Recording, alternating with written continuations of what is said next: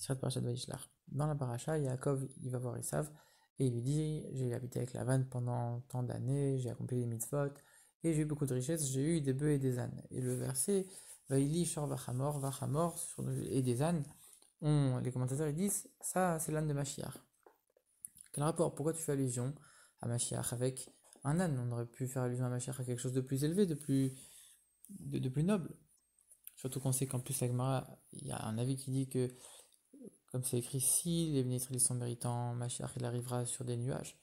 Et s'ils ne sont pas méritants, il arrivera avec un âne. Donc tu es en train de dire que maintenant, tu es en train de faire allusion à la venue de Mashiach la moins méritante. Et donc il y a un commentaire qui dit que l'âne de Mashiach, ce sera le même âne que, que possédaient Abraham et Moshe.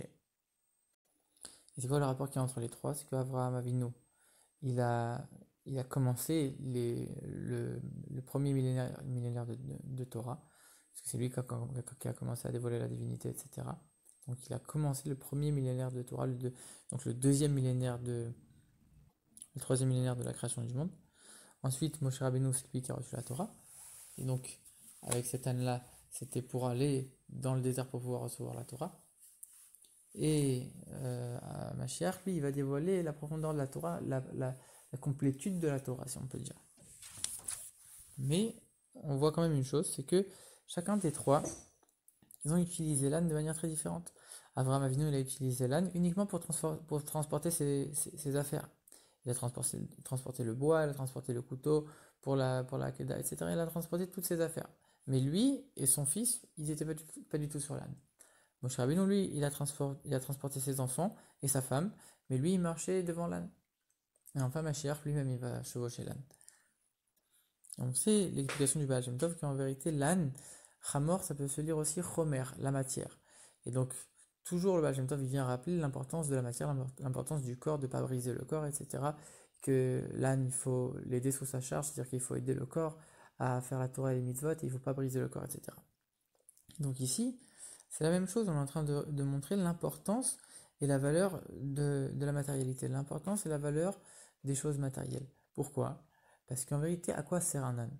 Un âne sert à aller à un endroit auquel on ne peut pas aller sans cet âne-là. Ça veut dire que l'âne, il nous permet, même si l'âne, il est moins noble, si on peut dire que nous, il nous permet, nous, d'atteindre un niveau qu'on ne peut pas atteindre, d'aller à un endroit qu'on ne peut pas atteindre.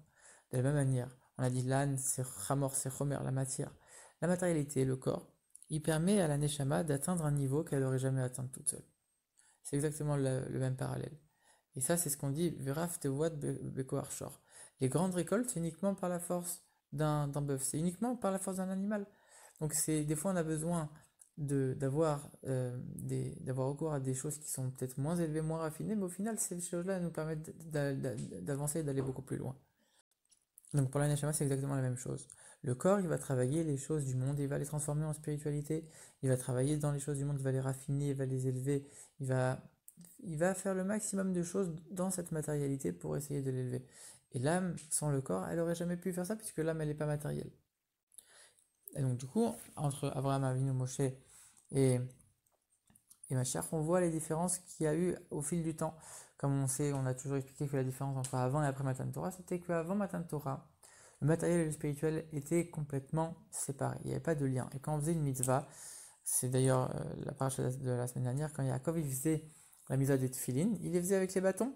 Et après, les bâtons, il pouvait les jeter à la poubelle. Il n'y avait pas de gdusha. La sainteté, elle n'imprégnait pas les choses. Le matériel et le spirituel, ils étaient complètement séparés. Donc c'est pour ça que Abraham Avinu, il n'était pas sur l'âne. Parce que lui, ok, le spirituel, le matériel, il va pas venir déranger le spirituel. Mais de là à dire que le matériel, je vais aller, je vais le prendre, je vais l'élever, il va se transformer en sainteté, ça c'était complètement impensable à l'époque. Ensuite, il y a la période de Moshe Rabbeinu, ça c'est quand on a reçu la Torah. Moshe Rabbeinu, c'est pour ça qu'il fait chevaucher sa femme, ses enfants, etc. C'est déjà plus élevé. Parce que à cette époque-là, il y avait déjà le lien entre la matérialité et la spiritualité, il y avait des choses qu'on pouvait élever. Mais lui-même, il se met de côté pour dire quand même, la matérialité, ça reste la matérialité, et moi, je me mets quand même à part, je me retire un petit peu. Ensuite, on a le troisième niveau, ça c'est Mashiach. Parce que quand Mashiach reviendra, on atteindra un niveau où sera dévoilée la qualité du corps. La qualité du corps qui en vérité a une source plus haute que la Neshama. Et ce sera une époque où le corps se nourrira de la neshama se nourrira du corps. Ça veut dire que comme la source du corps va être dévoilée, la source du corps qui est plus haute que l'âme, elle sera dévoilée, l'âme, elle va se nourrir du corps. Et donc du coup, le corps, il aura une posture et une fonction beaucoup plus importante, beaucoup plus élevée, beaucoup plus raffinée. C'est pour ça que Mashiach lui-même, il monte sur l'âme. Et par ça, même l'âme, elle sera encore plus élevée. Et c'est ça que les Chachamim, ils ont dit dans la Gemara, si ils sont méritants, il viendra sur un nuage. Quoi méritant en hébreu? Zahou. Zahou, c'est le même verbe, ça veut dire raffiner. S'ils sont raffinés, s'ils font la Torah et les les choses spirituelles, mais s'ils sont pas raffinés, sous-entendu, s'ils font les choses matérielles, et là on parle de l'âne, dans les choses matérielles qu'on va essayer de raffiner, etc. C'est ça l'enseignement que, grâce à ça, on peut atteindre un niveau encore plus haut qu'on n'aurait jamais pu atteindre grâce à ces choses matérielles.